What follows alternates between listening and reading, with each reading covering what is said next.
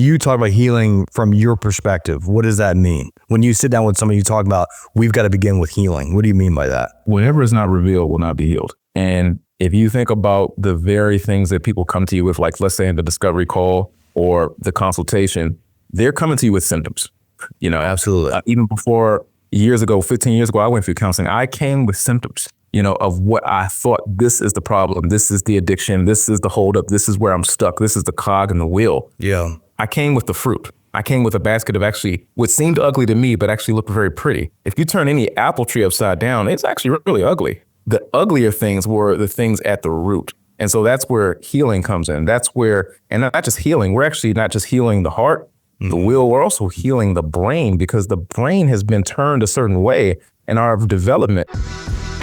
Faithfulness is at the core of me being a founder. Good business values and ethics come from the Bible. Lead with your relationship with Christ. Lead with your knowledge of the gospel. So we'll go ahead and jump in, everybody. Welcome to Faithful Founder. I got Jahmaal Marshall here. Jahmaal was recommended to me by my good friend Jonathan Barrett, who's also been on the show, JB The Masses. He spoke very, very highly of Jahmaal. So Jahmaal, I'm really excited to sit down with you and have this conversation about being a faithful founder. How you doing, man?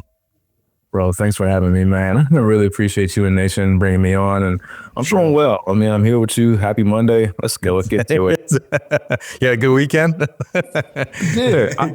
You finally got a break out here. Like it was like below, like it was like in the 30s, and sure, like, yeah, 50s and 50s over the weekend. So in DC around this time of year, that's always exciting. I feel you, man. So I'm actually from Virginia originally. My dad is from Northern Virginia, right around the DC area. I grew up in Southern Virginia in Roanoke, if you're familiar with Roanoke at all. So Yes. yeah, 100%. I'm not a huge fan of Roanoke, but it's, I do miss the Blue Ridge Mountains every once in a while. But Jahmaal, so if you wouldn't mind, just real quick, giving us a real quick introduction to who you are and what you do. You got it. Those are like, that's like my no question in DC, because everybody says, what do you do? I know. Yeah. What are you about? How about that? Here we go. So, hey, what's up, everybody? I'm Jahmaal Marshall, CEO and founder of Listen and Speak LLC. So I tackle burnout and stress at the root with proven methods to 2x your time and maximize your productivity. I also do consulting, and I'm a podcast host myself. My podcast is Listen, Then Speak. That's where you can find us. Mm-hmm. I love that. Why focus on burnout? Man, because it's so prevalent, not just in the corporate community, but it's also prevalent, especially in the entrepreneur community. I can't give statistic numbers, but divorce is actually higher amongst entrepreneurs and solopreneurs than it is even amongst corporate workers. And there's a high divorce rate there, not just for the sake of marriage, but I think that word, especially when you think about the mental health and wellness space, it can kind of get overused and people skip the root causes that lead to it. Mm-hmm. But the focus is on that because we are literally rewired. I'm not going to say wired because I think we're wired by God to function a certain way. Absolutely. But we've been rewired by how we've been nurtured, nature around us, this world system, and also the spiritual influence to just go, go, go, go, go. And we take that wiring, and that wiring actually forms neural pathways that inform how we behave. Yeah. And sometimes we will behave ourselves right into a quicksand of not just burnout, like I'm really tired, where it actually is affecting our physical health. It's actually affecting our performance, and we're not performing at an efficient and optimal level. So, but more importantly, the focus is there because I started off as an addictions counselor. So I understand how the brain works. I understand neuroplasticity. I understand the clinical formation of what goes into that. And so actually addressing high stress and burnout at the root, because if you don't, you're really just wasting time and you're chasing your own tail, it sounds like, right? It's interesting that you say that because we literally just cut off one episode and we jumped on to record with you, and we ended that episode, not that I meant to, but talking about neuroplasticity. I talked about the book Mindset by Carol Dweck, which is one of my favorite books of all time, all about neuroplasticity and the growth mindset. And we talked about just exactly what you said, which is really exciting that we get to dive into this with somebody that is an expert from a counseling perspective, a mental health perspective, right? Because I struggled with, and not even struggled with, I struggle today currently with if I'm not producing, if I'm not acting, if I'm not on go, go, go, go mindset, then I am a failure. right? I've tied my identity into being the productive guy, being the go-getter guy, the hustler, the hustle mindset, right? Is one of those things that I know. I think social media played a ton into that, if you're going to be an entrepreneur and a founder, you got to be a hustler, right? And look, I'm not saying you don't got to grind, you don't got to work hard, because if you're going to be a founder, you absolutely do, as you well know. But what you're talking about is making time, it sounds like, for the more important things of your life, making time for mental health, for your family. I'm married, have children. Those things matter to me more than anything outside of my relationship with Christ. I guess my question for you is, how would you, where do you start with entrepreneurs and founders? Like when they say what I just said to you, talk to me. What would you say to me? Oh, I love this. We get right into it. And with entrepreneurs and founders, it's a little different. I work with individual contributors, which obviously are, CEOs and heads of businesses. Working in corporate with VP, senior leaders, and middle managers is a lot different, because there's already HR, there's already marketing, there's already legal set up for them. When you're an entrepreneur, you are it. Yeah, you're it. Real fast, I will say, I don't mean to interrupt you, but I was in sales before. And so the individual contributor part of it, I definitely felt burnt out being there as well. So you're absolutely right. But it is, like you said, to your point, there are resources for that. So I just wanted to confirm what you were saying. Yeah. Oh, no. Yeah. Because the burnout's all different. Like, I've worked in corporate. Obviously, I'm a business owner now, and I've worked in the nonprofit space. And so I have reference for all three. So I know how to tailor my services. But what I say to you, it's not even so much like, I want to go back to your question about like saving time.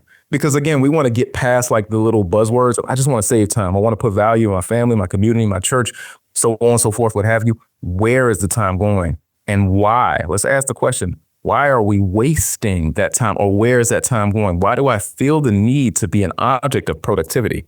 And then we go back to, let's take some history lessons.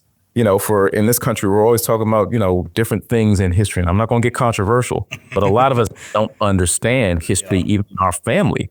Yeah. And let's go back to where we were in the industrial age. Like, I had the opportunity, I won't say privilege, but I worked in a factory in the Midwest in 2010.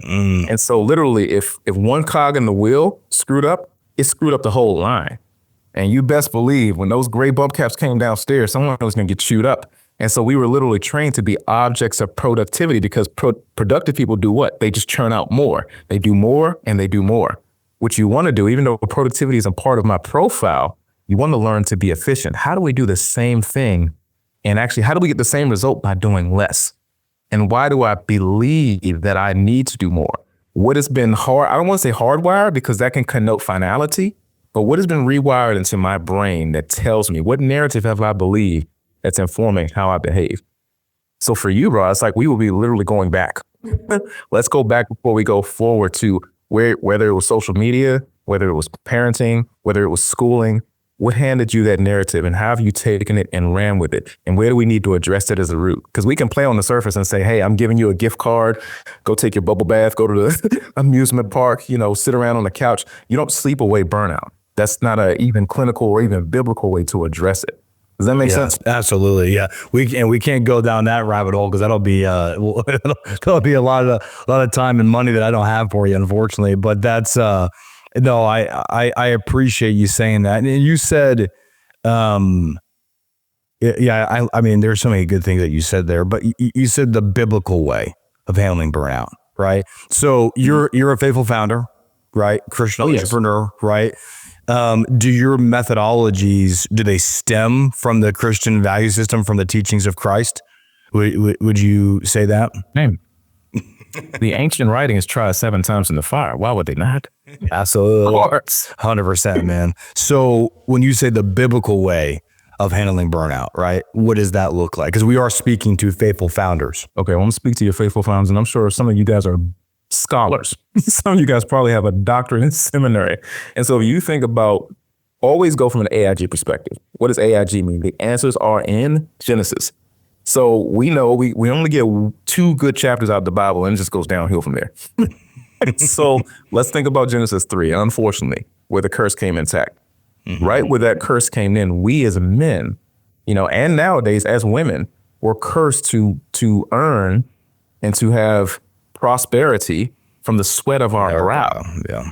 we typically tend to reinforce that curse when we get into a hustle and a productivity mindset, because we then begin to remove God and trust our own ingenuity, our own smarts, our own marketing, our own teams, our own EA, our own, virtual assistant, whatever those things is that we have set up. We began to trust that and move away from the very person that called us to man the post, understanding that manning the post also includes rest. We forget, if you think about, I'm speaking to founders and people who are outside of corporate. People say, I love sending that little GIF or GIF, whatever you like to call it, of the dowager from. Now we're getting controversial, dude. Yeah, it's controversial. That's in the podcast. I love sending that meme of her where she says, "What's a weekend?" Because we kind of live like that. It's like, man, I've still got to grind. Yeah. And we forget that even in Genesis 2, it says God rested on the seventh day. This is the creator of the cosmos. If he rested, who are we to outdo him?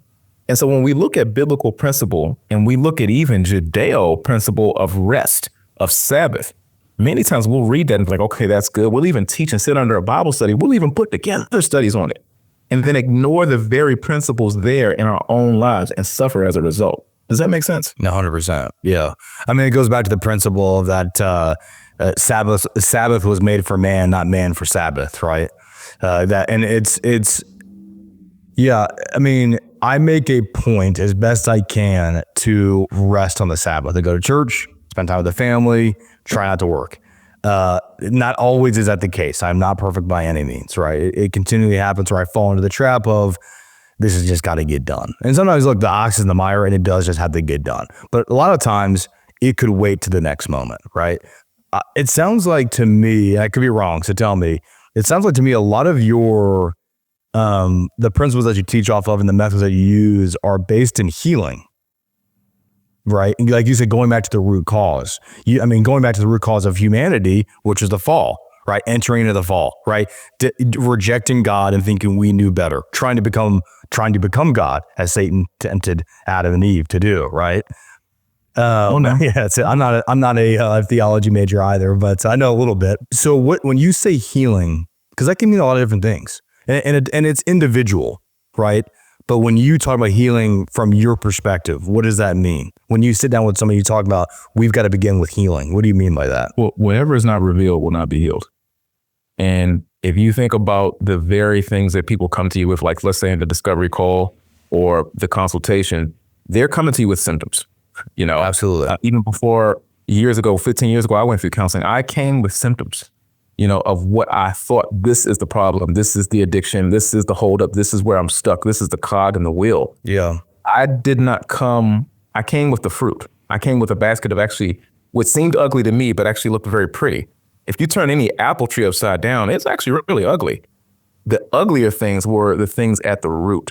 And so that's where healing comes in. That's where, and not just healing, we're actually not just healing the heart, the will, we're also healing the brain, because the brain has been turned a certain way in our development through whether it's an addiction, whether it's a mindset, it's been retarded, through years of unaddressed issues that we've never taken a look at.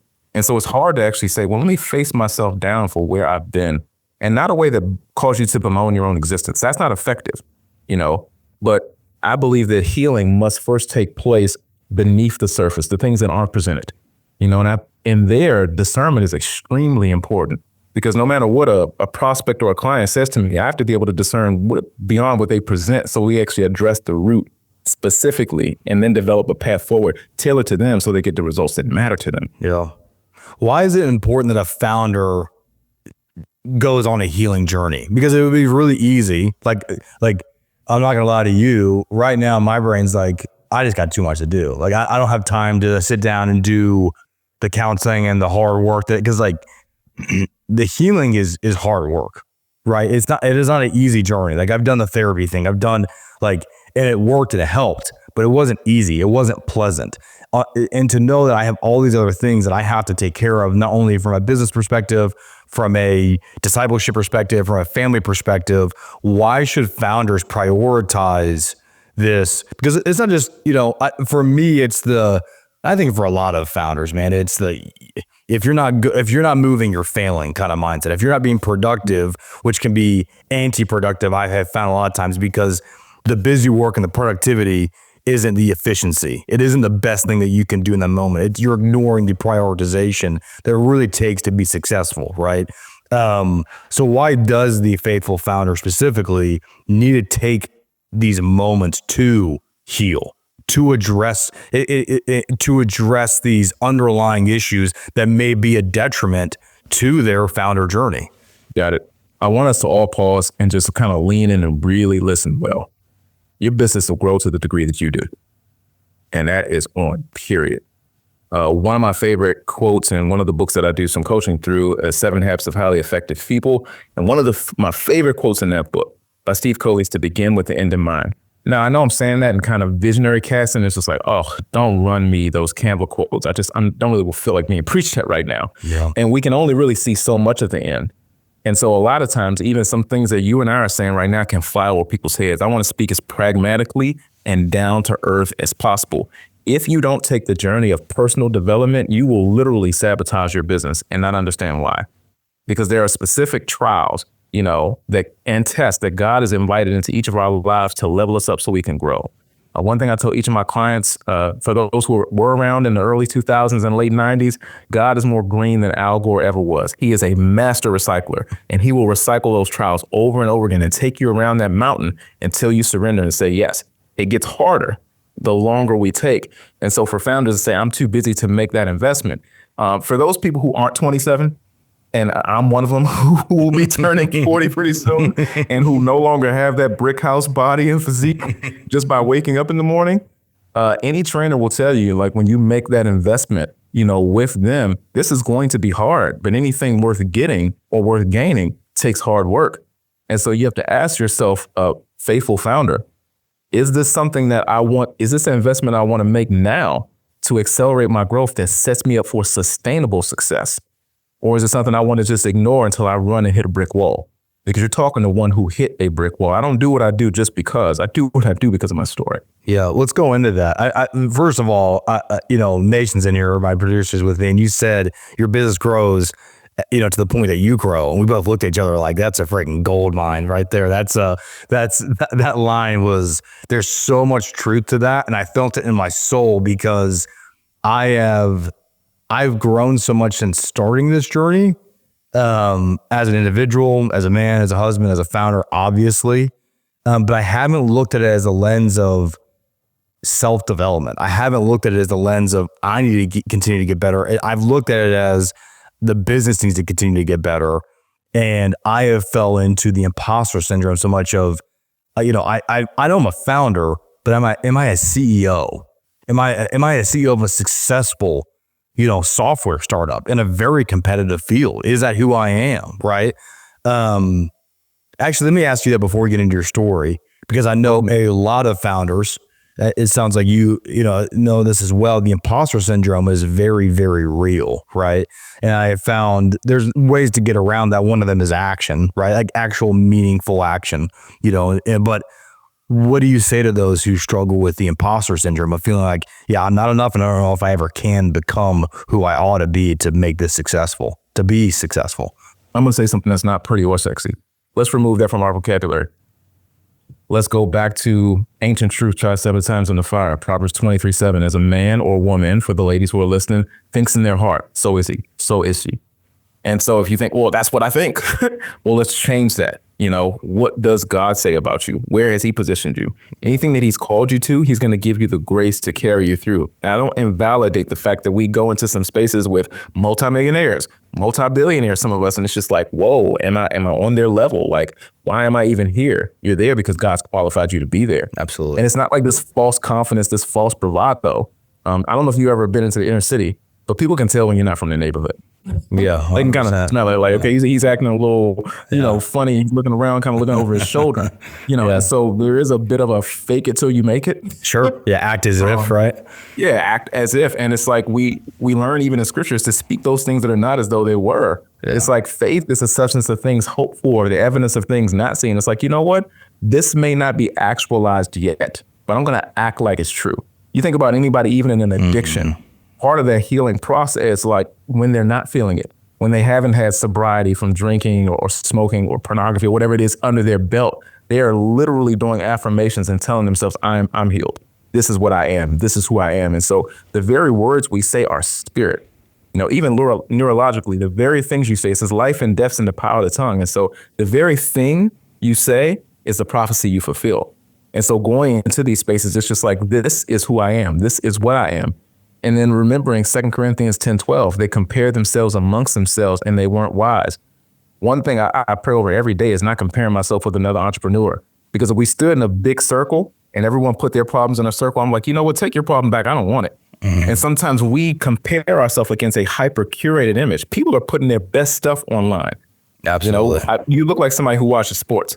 I can guarantee you, as busy entrepreneurs, you are rarely sitting down watching a 3.5-hour football game. I catch the 8-minute highlights on ESPN. Yeah, 100%. I just don't have that type of time. Yeah. And so that's not including the flags, the injuries, the red flags, the booth reviews. I'm not getting any of that stuff. I'm just getting all the pretty stuff. And a lot of that is what we see. And so that reinforces, in our brains, in our minds, in our hearts, the imposter syndrome. We think, I don't belong in this space. And the more we believe that, our demeanor tends to exhibit that. And then we behave in that way. Yeah. And so for those who are struggling with imposter syndrome, go back to truth. You will know the truth, and the truth will make you free, but practice it consistently so it becomes a part of your second nature. Yeah, let's just end it right there. That was it. That was beautiful, man. Thank you. Call me crazy, Jahmaal, but what it sounds like you're saying is that the Bible contains truth and ways to live. I find it, it gets really old when you see people talk about how the Bible is just a mythological fairy tale about a bearded man that lives in the sky, right? Because there's opponents of Christianity, opponents of the faith, opponents of the Bible that act like there's no substance to what we believe. Like I got really into Christian apologetics like a year and a half, 2 years ago, like really into it. Because I'm like, I want to know, I've always believed that you should not just hold opinions, but you should know why you believe what you believe and being able to articulate it clearly, like you have done with what you clearly believe and know to be true. I don't want to say that I find it insulting, but I find it ridiculous when someone says there's no substance there. It's just a fairy tale book that has, I don't want to say kindergarten, but very low level educational value. It was written by simpletons or people that just wanted to control people with fear or going to hell, whatever it may be. Everything you said and articulated clearly shows that there is wisdom that is timeless in God's word. What do you have to say about that? Bro, before we move through the podcast, let's just keep it a stack. Some of the, and speaking, because I know these are probably brilliant minds that you were speaking about, let's just speak from an entrepreneurship standpoint. Kobe himself, Myron Golden, Les Brown, to a lesser extent, Jordan Peterson, because I don't know where he really is. Seriously. No one does. Yeah. Yeah. Some of the most brilliant minds who have some of the largest business and brands reference the Bible or Christians. And so if you think about even the standards of higher education, or at least what they used to be, such as Harvard, Stanford, Oxford, they started off as Christian universities. And so when people come with that argument, I can get into a thing and kind of go back and forth with them. One, I've never seen a lion that needed defending. And so I'm not going to defend sure. the Lion of Judah. I'm going to trust the Holy Spirit to do what he does, is to convict of sin, but also to challenge them on the principles that they live by and on morality. I remember I had a friend who I was sitting across in science class when I was in college. I was just a boy. I was like 19. And I said, if I just jumped over this table and slapped you, would I be wrong? She said, yeah, why would you do that? I said, well, what's the law? What makes that wrong? Yeah. And then she listed a number of things that would make that wrong and how cops will come get me. I said, you're listing a moral code that is biblical. You don't even realize it. Yeah, absolutely. And so the more people go in on the Bible, I just say you're living by biblical principles without even knowing it, because God has set eternity in the heart of every man. It's I heard a saying recently that said, goldfish don't know that they're swimming in water. They just are. That's what we are today. We're moral individuals. I believe in objective morality, but we don't realize we're swimming in Christian waters, right? And that's what it is. Now, I want to go into your journey, because your journey is what's catapulted to where you are today, right? It was the catalyst to, what you do today. Let's talk about that. What led you to this moment, knowing these truths? Because clearly you know them very well, and you know them because it sounds like you practice them. Like, you're not just saying what you think is right. You're saying what you know is right because of practice and action. At least that's what I can tell. Oh, well spotted, man. And it took a long time to get to a place of real spiritual authority. You seem like somebody of discernment, and you can tell when somebody's just parroting what they heard, or they went on Instagram and kind of got the latest thing from Mavericks East quote versus, okay, do they live this? Do they know this? Is this in them? Yeah. And I can often detect when there is spiritual authority versus that person just knows the right thing to say. So I'll start off as, it started off as a little kid. I grew up in a house that was pretty imbalanced. And so I didn't, understand until I was maybe 6 or 7, that I had one parent that was absolutely divine, my mom, and one that was mean enough to be Satan himself, and that would be my dad. And so he was an alcoholic and a heroin and crack addict. That created a lot of imbalance in our house, and he was very unpredictable at those times and even physically abusive at times. And so what that produced in me was a lot of fear, and so I knew, okay, if anything can set him off, let me find every eggshell to walk on to keep things really copacetic. Now, this may go over the heads of some people who grew up behind the picket fence, but I'm going somewhere with this. And so growing up, I made sure everything was excellent. In band, I was first chair. I made straight A's. There weren't a whole lot of complaints from teachers. Just in any place I was, I did everything perfectly. I never tried to kick up the dust or trouble the waters. But it may have seemed excellent on the surface, but it was a trauma response. It's because that was my cloak. That was my way of protecting myself because I did not feel safe. And so, and I did not also feel loved because, at least from a father's perspective, I felt like I had to earn his love and do everything I could to not piss him off. And so you fast forward as a professional, I was always the dependable one, the stud. We can always depend on Jahmaal. First to get to work, last to leave, always ahead on the projects. I went above and beyond. It's like, let me just over deliver on productivity and under-deliver on drama. And I remember I'd left the Department of Justice, and I'd gone through counseling myself. But soon after, they had asked me, to be an intern. And so from there, I worked in administration, quality control, website quality control, boring. For anyone that does it, I'm so sorry. But it just put me to sleep. I graduated and got my degree in counseling and psychology. And so they said, we want to actually put you through training. And so that's when I trained with IABC, International Association of Biblical Counselors, and I trained with 2 other associations. So we had multiple things that went into my certification. And then in 2013, they sent me to the counseling department. And by 2015, our organization went through a split. And half the staff, half the senior staff and half the other staff left. And so myself and the staff that remained had to really step up in responsibility. So that doubled my caseload and also became the head coordinator of our remote program. Through that program, I designed a whole curriculum for our counselors because we had people who were coming on staff who did not know how to take a student and a client through the process. And I said, oh no, we can't do that on my watch. Not to mention, I was also going to prisons in Indiana every Friday. And it got to the point where I was starting to hit a wall, but I didn't want to complain. We had gone through a big split, and it's just like I was from my own, even though I'd become a counselor and I was churning out clients that were having life-changing transformation, there was still remnants of my own trauma within me. And I remember one day getting pulled into the office of the director, and he said, we feel like some clients and people here don't have enough access to you. And I said, what? I'm thinking I'm the first to get to work. I'm the last to leave. What is this dude talking about? My thoughts were just riveting. And I said, was there some merit, to what he said? I was just really ticked off. And I was just like, I really worked my tail off. And it hit me that I spent most of my life just so concerned about what other people think that I created this narrative that they had that expectation that Jahmaal never needs a break, And so fast forward, I had to even from there take myself through some masterminds, some deeper counseling, some deeper mentoring, to develop, my Renew You framework that I have today, that actually the 12 weeks that I take clients through, because it's like, I want people to save all the time that I lost trying to be everything for everybody. Yeah, that's powerful, man. I think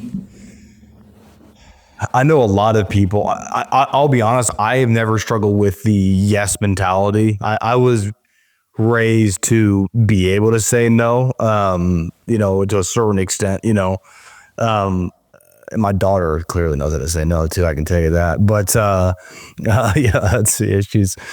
she's pretty stubborn. But with that being said, I know a lot of people that struggle with that yes mentality. That like, yeah, whatever you got, I'll take care of it. Don't worry about it. And what I will say is that I really bought into the hustler mindset like early in my career. Like I moved to Florida, I took a job, and I was like, I'm gonna work my way up. I'm becoming like the VP of this. Like I was all in. Like I was listening to like every entrepreneurship podcast and every like, just like, what I'm saying? Like every guru out there. I'm like, I was all the way. I was reading all the books on the podcast. I was getting in at 8 a.m. I was not leaving until 7, 8 o'clock at night, dude. Like I just like you was doing it, right? So I guess I wasn't good at the saying no part when it came to my career. Right. When it came to that, I was like, I remember one time I left the office early because I was working my tail off. Decided to go leave the office early. Like as I was leaving Florida, I was like, maybe I'll go hit the beach today, go relax a little bit. I'm driving. And then I get a phone call from my boss saying, hey, where'd you go? I need you. And I'm like, I like flipped a Yui, was like weaving through traffic. I had a Wrangler at the time. I literally went over a median to go there fast. I was all in, dude. I was going, dude, because it was taking too long, I was at a red light forever. So I'd go through, I'd get to the office. It said, oh, I got to figure it out. I was like, you got to be freaking kidding me, man. You know what I'm saying? So I guess I take back what I said about the no thing. When it came to my professional life, I clearly didn't know but I bought in to the hustler mindset. And then I say all of this because I want to bring it to a point of, and then it failed me. I went through a really hard, I haven't talked about this on the podcast yet, but we might as well since we're talking about mental health today. I went through a really tough mental breakdown, like very difficult. Was diagnosed with some stuff and had to go through therapy, all those things. And I lost I think it was 30 pounds in 2 months. I mean, I was pretty rough, dude. The only thing I could do was walk to make myself feel better. And I walked like an average of like 4 hours a day. I would go on like 2 hours. It was during COVID too. So there's a lot more time, obviously. And then from all of that, I like utterly rejected everything that came with that culture. Everything. And there's some good things with it. It's not all bad. Not everything's all, there's plenty of things that are pure evil and we all know that. But like there were some things I think about in that you can take and apply, just not everything. And in rejecting that, I found that I lost a lot of my internal motivation, a lot of my internal fire, right? I actually gave up my entrepreneurial drive and dreams for a long time and just said, I'm just gonna be a really, really good employee, make a lot of good money, get below the 401k, make some investments and call it good. I can't be the entrepreneur. I can't be the founder. I stopped reading. I stopped listening to podcasts. I did all those things because I was so far bought in. And then I just failed and then finally had the mental break, right? And I don't think I'm the only one that's ever experienced that. What do you say to people that did buy into that, like you and I did, like there all the time, and then experience like you? It sounds like you did as well. That break of just like, this isn't working, man. Bro, for those who are not seeing this on video, who are just listening to this, my head nodded like 16 times while Jamie was talking, because it's like he's like literally speaking my life. I've gone where I've left work and then came back, or also I was in environments where you're on call. And like never turning off my walkie, never turning off my pager, keeping Teams on, keeping all sorts of things, devices on the WhatsApp, because I also work for a global community. So it's like, okay, it's freaking 3 a.m. What am I still doing up working? I mean, I could tell you guys crazy stories. And so it really had to do with what I believed, and also doing work that was not assigned to me.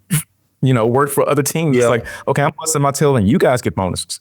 Yeah, I've been there too, man. That's it. Yeah, you're speaking my language, man. Unfortunately, it had everything to do with what I believed. That was informing my behavior. Dying into the narrative, for you, it may have been a little different because that hustle, like when you take in all that stuff, like hustle culture, entrepreneurship 101, that's what it's teaching, And for me, coming back from a traumatic past, it's like that. I didn't realize, if you ever seen a Mack truck, you notice it'd be some pretty big guys that's driving these trucks. So 5-year-old me, 12-year-old me was literally driving a Mack truck. A 12-year-old is not designed to handle something that large. There was an adult body, but a 12-year-old with all these childhood narratives of fear saying, this is what I need to do to keep pace. I'm going a little deeper now, folks, so make sure you hang with me. And so I would say for those who are hearing, who are listening to me and Jamie now, Jamie hit a wall. I hit a wall. Quit while you're ahead. And I know that's easier said than done, but take this as a warning sign. You know, you think about this. You ever done a personal training program and then you have an injury because you went too hard? Your trainer is saying, hey, I just want you to pace yourself. And you're like, no, this is my goal. I got to fit into this tux because I'm in my brother's wedding, yada, yada, yada. Or I'm in my girlfriend's wedding. I got to fit into this dress. And then you have an injury and then you're out of the gym for 3 weeks to a month. Then what you going to do? A lot of times in our work, whether it's our careers or in entrepreneurship, we push ourselves so hard and then we're completely incapacitated. And so for those who are hearing and you think, well, Jamie and Jahmaal are in my journal right now, this is a warning sign to actually make the investment in you.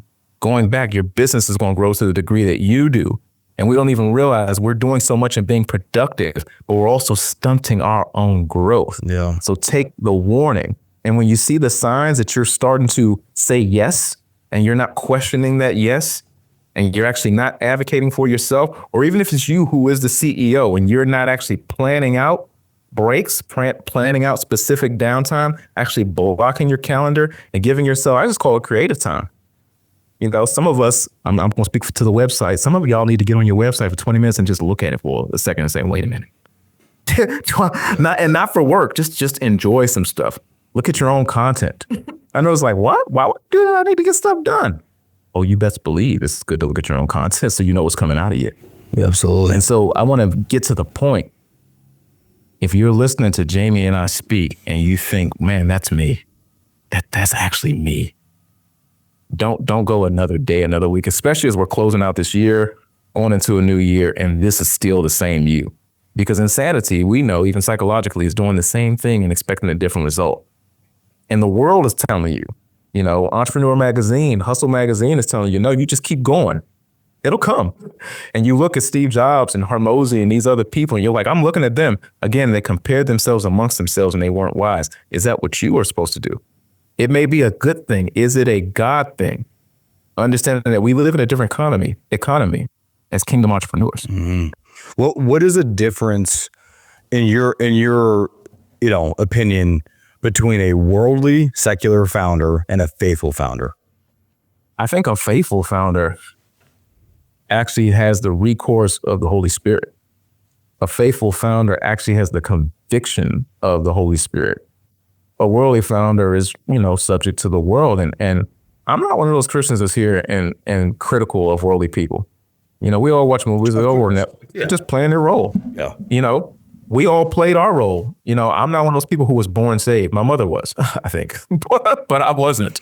So, the world's going to do what the world does, but we have convictions. We have that when there's a business opportunity or a contract negotiation, we also have that, hey, wait a minute, do you need to make that decision? Versus a worldly founder may not have that same, they don't have God in their ear, and we do. It sounds like to me, you think the focus is different, right? Is that, because for me, I did recently I did just a personal study on what worship actually means, right? And worship is what I determined, right, through reading a bunch of stuff, listening to some podcasts, yada yada yada, was worship is your highest point of focus is what you worship, right? Because you have you have your job, or obviously if you're listening to this show, you have your company, you're starting to found your company, or you're considering it, or you're currently in the midst of it, like I am, right? And like Jahmaal has been, right? And you have all these other things and priorities, and so a lot of times it's easy to forget what truly matters. Why are we actually here? What is the actual purpose of this, right? The mission of Faithful Founder is to remind people that your job as an entrepreneur is to glorify God with what you're building, to build up the kingdom of God upon the face of the earth with the talents that you've been given. And like you said earlier, to be qualified by God in order to do that, right? Because I know I need that qualification every single day, right? Now, going back to the worship, you could fall into, and we got to make this deal. We got to close this. We got to close this deal. I got to get this client, right? I got to call the customer. I got to get with my website guy, right? For us, we're a software AI software company, right? I got to call, I got to get with my developers or whatever it may be, but man, it's so easy to get lost and forget what your highest focus is, which should be God. What is your advice to those like myself that happens every single day, multiple times a day, more often than probably doesn't, of how do we maintain the focus on what matters, which is the relationship with the creator of the universe? Got it. Here's a phrase that I've trademarked and coined. I said it to my clients that the problem is in the pattern, but the power is in the pause. Being intentional about taking those pauses, and they don't have to be in the morning. It's good to do it in the morning, but the industrial mindset is the 9 to 5, 15-minute lunch break here, 15-minute break there, 30-minute break. For us as founders, we can actually schedule in those times where it's just like, I call it cabin time. And no, I may not be somewhere up in, the Appalachia or in the mountains in an actual cabin, but it's time where I'm just focused when it's just Jesus and me. Every morning I do about 4.5 to 7 miles out in nature, making sure that I get my headspace right before I go into just what can be very cutthroat. I work not just in the wellness industry, but I'm also a podcast with a top 3 ranked globally podcast. So I'm rubbing shoulders with people who don't believe what I believe. And so I got to be ready. And so I would say to the founders, being intentional about dining with our Savior. It says he prepares a table before us in the presence of our enemies.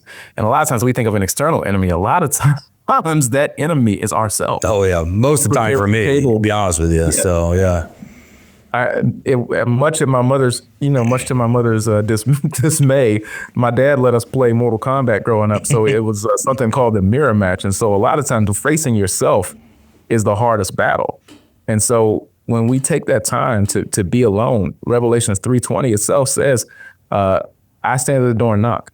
If any man answers, not the perfect man, not the perfect entrepreneur, perfect founder, if any man answers, I will come into him and dine with him and he with me. And when we have that time, it actually grants us the discernment and wisdom and acumen needed to proceed forward and to walk in the Spirit. We don't see what God sees, so we don't do what God does. When we actually are intentional about that time stealing away, it says even Christ himself, no one, I don't think in 3 years did more than he did. Absolutely. But it's if he went away and he withdrew. And I think it cleaned his lens. He was fully God and fully man so that he could be on mission. We have to be intentional about imitating our Savior. Absolutely. How do you, I agree with that. There's nothing I disagree with about anything that you said. Nothing I disagree with anything you said this entire podcast, which is pretty incredible because I'm a disagreeable person by nature. So I'd say you're killing it, man. Not that my opinion matters, to be honest with you. So I was born a contrarian myself, so I know how it is. But the question I was going to ask is, how do you knock? Because I feel like a lot of people, I was like this for a long time before I really took my faith seriously, right? Because there's a lot of people that are Christian, right? And look, they go to the church and they do the things like I did for many, many years, but they didn't take it seriously. It wasn't where their identity was. It wasn't where their life was, right? And their light, it wasn't there. It was a part of them. It wasn't who they were, right? And today I'm working every day to be a disciple of Jesus Christ. Every day I'm working to see the image and likeness of God that is in me, right? And which is very difficult and more important than others because, I'm very quick to judge, unfortunately, is one of my, one of the things I fall prey to. Now, with all that being said, a lot of people, they say, well, I did the prayer. I did the knock. I asked Jesus to come and dine with me. I said, hey, come and visit me. I do this. I read my scriptures. I went to church, but nothing happened, right? How do we actually knock? Through consistency. Don't wait to feel it. I'm speaking to the founder, so I know I'm preaching to the choir. A lot of stuff that we've done and we've built, it's much like the Air Force says, build the plane in the air. It'll land where it will. As someone who is past, again, the prime of having a brick house body, I'm not a gym rat by nature. I'm not in my 20s anymore, man. I don't like going in there. So me going in there is a miracle because I know everything in my being does not feel it. But I know if I do that for about 3 to 4 straight weeks, then it becomes a part of my nature. So I would say with the very thing you're like, I'm not even feeling this. I'm not getting anything out of this. Be consistent till it becomes a second nature. Another phrase that I've coined and trademark is the very thing you practice consistently, you will eventually perfect. And so practice it over and over again. Sometimes we practice hustling so much that we've perfected that And then you heard Jamie and our story, we hit a wall. So for those who are nearing hitting the wall, you're like, I'm not hitting the wall, I'm crushing it. You are crushing it, but you're probably being crushed on the inside. Pause. The very thing it says, what is Corinthians? I think somewhere it says, train yourself, or Timothy, in righteousness. We only act the way we've acted because we've trained our brains, even neurologically, that way. Yeah. Retraining is hard because you don't feel it. When I go back into the gym, I complain. The workouts that take 20 minutes usually take me an hour when I first get back in there because I'm not used to it. There's always going to be some external and internal resistance when you're really trying something new. And for some of us who call ourselves believers, it is new.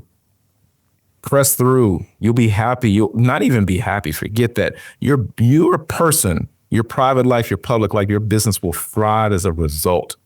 And I know for some people, it actually takes accountability. Yeah. I tell people 3 things. I even have a curriculum of, develop trigger awareness, find a different escape route, understand how you think. Those are 3 things that I don't know if I have time to get into, but those are important.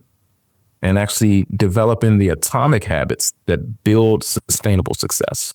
Correct me if I'm wrong, but it feels like what you're maybe not saying, but alluding to is that once you find the peace that is only found in Christ Jesus, that's when all these other things become possible. That's the truth. I don't disagree with that. What I'm telling the audience here is that it's not going to be easy. There's no silver bullets to this. Of course. There's work. If I want my 8-pack back, there's going to be some dietary changes. There's going to be some physical changes. The whole mentality change. And over time, through consistency, but I have to see the need to make that investment. Yeah. I want to mention something that I don't talk about often, but it's called region beta paradox. It's like, what is that, Jahmaal? You put me to sleep with this. In layman's terms, the region beta paradox is that if it's not that bad, we'll just keep doing it. We wait till it gets worse until we make a change. Yeah, absolutely. And so you think about the story you shared and the story I shared earlier. It took me hitting a wall to actually get any help, to actually make that investment. You don't want to be the one who hits a wall and then your business crashes and then you start losing revenue and then you start losing relationships and community, so on and so forth. Yeah. As a result of saying I'm just going to wait till it gets worse. Experience is the teacher of fools. We don't want to be foolish. Yeah.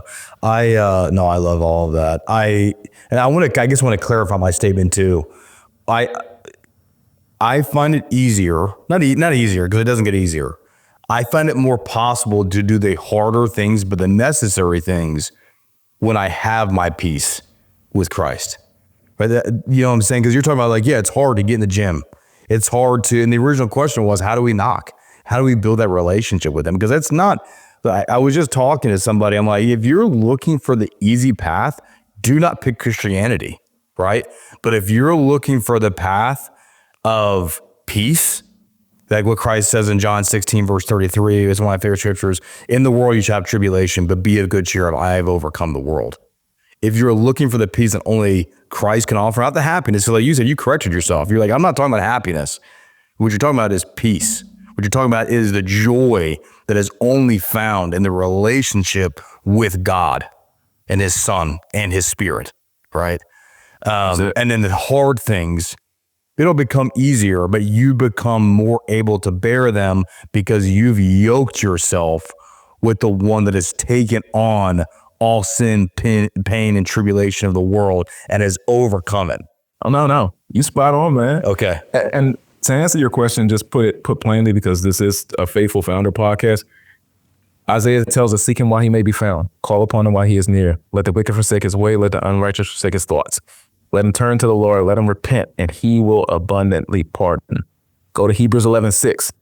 Everyone that comes to him must believe that he is, and he is a rewarder to those who earnestly seek you. So even our desire, earnestly is the key word there. Yeah, he kept talking about consistency, kept talking about that gym. Sometimes we get to, I'm not saying have to, because have to will connote negativity and people will rebel and turn away. I'll turn away. It's right? Yeah. We got God. We get to seek him. And it doesn't feel good at first. That's so true. But the more we do seek him, he gives us what? Jesus. And Jesus, when Jesus possesses us, He gives us that peace that it helps us to remove ourselves from that hustle mindset that says, I got to just go, go, go. I got to produce, produce, produce.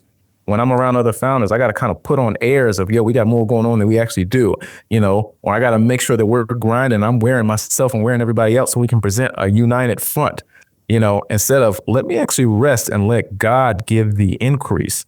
Because I think we both found, as an entrepreneur, we draw big contracts and then we have seasons where it's like, God, where you at? Yeah.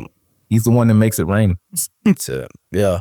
I think it's so interesting because it is a paradox of maybe not inherently, because you see people like they go to like, we can use a gym as an example. I've always loved going to the gym. I've always loved like being in shape and working out. It's always been a release for me, right? It's a hobby for me. But there are days that I straight up do not feel like going. There's no doubt about that. Like, especially these days, I get a lot less sleep than I would like to, right? And but like you said, I actually tell myself when I go, the days that I don't feel like being there, I tell myself I get to be here.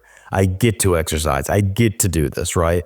But going back to what I was trying to say, a lot of people, they go in the gym and they think, okay, I should see results after a month. And maybe you will, maybe you just maybe you're going to respond. You will see that. But most times it's 3, 6, 9, 12 months before you really start to see the fruit of exercising, eating well, being healthy. It's the same thing with any skill. Like very few skills, I don't know of any off the top of my head, can be developed very quickly. Most skills come after trial, tribulation, the struggle, and the earnest seeking and saying, I'm willing to fail over and over again to become better at this, right?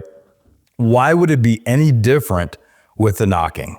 Why would it be any different with the relationship with Christ? And that word earnestly really stuck out to me because it's like I've read that scripture, but in our conversation, obviously, it's like that's what the faithful founder needs to remember is that you're number one, you're yoked with him in this endeavor, right? If you do it correctly, right?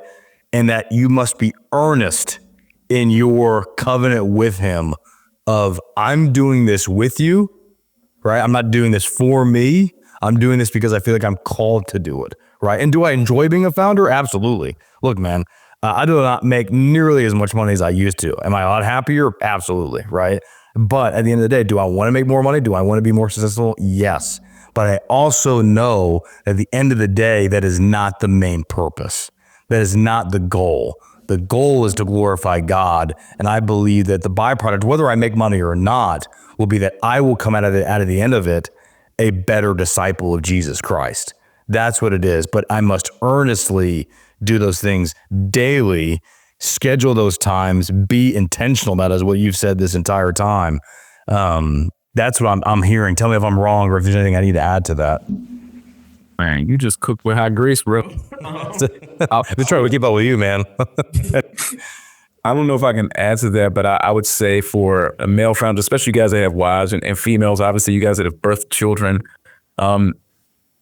especially as a founder, you're literally carrying something and birthing something. We've heard the word, this is my baby. Yeah, man. And so if we think about it and we actually break that down to realistic terms, I remember when the youngest one, the sibling right over me, when Jasmine was pregnant with one of my nieces, and, her ankles were a little bit bigger because she's a skinny girl growing up. Her skin started to glow. Her nose got a little bit broader. Her hair was to the middle of her back because she was taking these prenatal pills. And, we went to the amusement park. She didn't exactly get on any rides. She just kind of chilled at the water park, because she was carrying someone within her. She ate differently. She drank differently. Everything was different because she was stewarding someone within her. She was cooking someone for 9 months. And so I want to say to the founders, remember that you are not your own. Your business is not your own. If you indeed are a faithful founder, that actually is a post that God is giving you to man. Absolutely. And so when you carry something that's not your own, you walk very carefully. You don't do the same things. You don't drink the same things. And I'm not speaking, I know some of us like our libations, whatever that is, but you act differently. And even after the baby is born, she holds the head differently. She nurses. She has different sleep times. She's waking up at different times. We're called to live different because God has entrusted something to us. Yes. And when God has entrusted something to us, when we're speaking about burnout, mental health, and stress, and we realize that God has given us this thing to birth, he's going to give us what we need, to raise this thing up, to raise this child, or to raise this baby so that this business grows. for God's kingdom and has the impact that he intended. Yeah, I love all of that. And I've loved our conversation thus far. I've seen with my wife, she had our 2 children, obviously, like the instinct to do the things that you were talking about. But even the instinct could be overridden with the choice to do the opposite. You still had to, she still had to choose to, like you said, care for the being that was inside her. Like my wife did the same thing, right? It's the same thing with an entrepreneur. Like you have this instinct when you found the business, like I don't want this to fail. I need to grow. I need to succeed, all these things, right? Like you said, we've talked about a lot. On one of the earlier episodes I recorded, I talked about how a faithful founder, one of the key tenets of being a faithful founder, I actually think it was the first episode, the solo episode I did, was being a good steward. Stewardship is one of the core Christian tenets, steward of what has been given to you, because it is not yours. It's on loan to you, right? To multiply with your talents, right? To speak about the parable, right? And how do you consciously choose? Right? Like, because the instinct not always is going to be enough to get you through. The motivation fades, right? Mm-hmm. You have to choose consciously to be a steward of what's been given you. Right. I'm going to try to answer this intelligibly in a way that makes sense, but there's a proverb that says the fear of God is the beginning of wisdom. And when a mom who really wants to be a mom and wants to raise a healthy child, she's doing things differently and making good choices because she realizes that if she doesn't, what happens? She may have a miscarriage. And how many faithful founders or founders have miscarried the vision, have miscarried their businesses, you know? Absolutely. Or an abortion, you know, let's go there and use that forbidden word, you know? How many have had to, well, I'm just throwing the whole thing away, forget it, you know, because they didn't make the choices. And so that wisdom, and that's when we've been given something, God has handed us something, we realize I'm stewarding this. I have the capacity and the agency to make choices that line up with the vision I'm called to. Understand that you cannot do it alone. You know, I do executive coaching as well as counseling. So sometimes we need accountability, you know, especially as men, we like to say, I got this. It's like, you do? Really? Yeah. You know, honor goes before humility. When we humble ourselves, we can grab the grace we need to actually implement the principles, because it's hard to do it on your own. Even in the gym, man, you know, it's like sometimes when you're benching, it's like your spotter is not exactly. I was just thinking about that, man. Yeah, their presence there says, you know what, I can push this thing up. Yeah. And sometimes you need a spotter. Yeah. And especially in certain seasons, when in the early seasons and even in the latter seasons, when the business begins to scale and you're tempted, you know, to run and to stress and to burn out and to hit the wall because we got to get this contract. And boy, this is a huge sponsorship. And it may not be a God thing, that extra accountability and that advice and those extra set of eyes, very valuable. Yeah, I love that. It's so funny you said that because literally I was a little off topic, but I was at the gym the other day. I was doing my max and I was feeling it. I was, you know, I did a couple of reps. I'm like, okay. And I go to the gym by myself because I just like to be alone and just get in there, get it done. And it's my alone time, right? And, but I'm like, I have my buddies that I see at the gym all the time, and I call my buddies over. I'm like, hey man, I just need a spot, and I'm like, I'm probably not going to be able to get this as many times as I think I was going for 3, you know, and I went and I hit 4, and he never touched the bar, and it was literally that psychology of like, dude, it felt lighter because you were there, you know what I'm saying, and it was pretty amazing, and that goes to that principle of what you're talking about is it's the accountability. I highly encourage it. I have 2 co-founders, so the accountability kind of naturally comes with them. But even if I didn't, you know, even if, you know, if you don't have co-founders and working with somebody like Jahmaal or whoever to keep you accountable, to go back to the yoke thing, Christ keeps us accountable. He makes that burden light, right? And I have found most times through my prayers have been answered by other people most times. Right, God uses people in our lives to answer that, and I think what you're talking about is you know, like you said, the Lord will not set out you on a path like He did with Moses to go free the Israelites, to lead His people out of Egypt. It wasn't easy for Moses. God came to him and said, "You will lead my people out of Egypt, the mightiest empire the world had ever seen up to that point. You're going to go to them and just tell the guy that runs the whole thing." You're going to let the people that are a huge part of your economic system and your labor system go for nothing, right?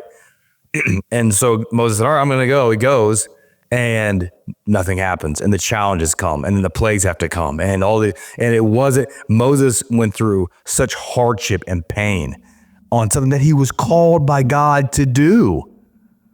Why would it be any different with us? Yet he was supplied what he needed to accomplish the mission, to what your point was earlier. So I'm not sure if you have any thoughts on that. We'll start to wrap up, but. Nah, man, sometimes if you add to something and pontificate too much, it gets lost, man. I want the audience to just really sit with that, let it sink in. I call it letting the information slow drip like an IV so it has the power to transform. Well, I learned a ton from you, man. We might have to talk about your executive, accountability program sometime, but you were awesome. I really enjoyed speaking with you. I know our audience is going to get a lot of value out of you. Where can people find you? Where can they support you or work with you? Got it. So easiest place to find me, I'm very, very active on LinkedIn. That's where I began to build the brand. I'm the only Jahmaal that spells my name this way on LinkedIn. So you type in Jah, I will come up immediately. When I looked for you, I literally popped up super fast. So you're not wrong. And LinkedIn has the worst search of all platforms. True. It's very true. So that's the easiest way to find me. I'm super active there. I'm there daily. Maybe not as much on weekends, but I'm there daily. Obviously, my website is Listen, Then Speak. But one thing I wanted to offer your audience, something we talked about earlier, is just to continue this conversation. I've been working on with 16 years experience. I packaged up everything and a lot of stuff we're talking about, and more so into a product, that they can go through at their own pace. It's a burnout mini course because one thing I want people to do is be able to save the time that I lost. Now it is super clinical, but it's also very easy to understand. And it's not death by modules. I actually give you a workbook full of cheat codes that actually address the root causes, that is tailored to you. And also, once you get to the end, you have a debrief with me and a discovery call, just so I can get to know you a little better and actually talk about some of those things that you went through during the course. And man, I've loved offering this course in the corporate spaces, also in the entrepreneurial space. So for anybody who wants that, who's listening to this, because I know this is evergreen, this will be played back. If you hit the words TFF, so the Faithful Founder, POD, it'll knock it down to 97. It retails at $1,500. I don't want price and money to be an issue. I want anybody this will be evergreen for however long. I'll honor that price who listens to this, especially for Kingdom entrepreneurs, to be able to grab it. So all that'll be in the show notes, and those are the access points that you can find me at. If you want to continue the journey with me, definitely if you want to just grab that and claim it for yourself. I've had clients get amazing results from that. And so I want to see you get the same wins, especially if your story is anything like Jamie's and mine's. We want you to save the time that we lost. Let's go. I love that. Thank you for doing that for everybody. To listeners, thank you for tuning in. This is Faithful Founder. As always, if you don't know Jesus, know him. Take care.